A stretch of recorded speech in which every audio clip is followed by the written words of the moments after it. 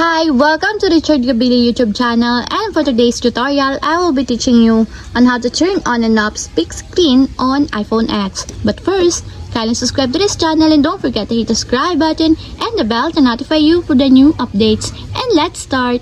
Using your iPhone X, from your home screen first, go to Settings. Then in the settings, scroll down and find the accessibility and then tap.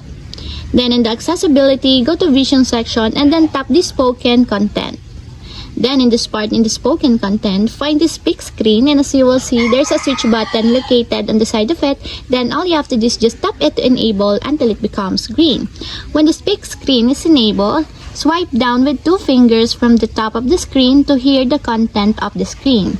And if you want to disable or turn off, just tap again the switch button, just like this. And that's it, we have successfully turned on and off split screen on iPhone X. If you have a question, kindly comment down below and don't forget to hit the subscribe button and the bell to notify you for the new updates. And thank you for watching!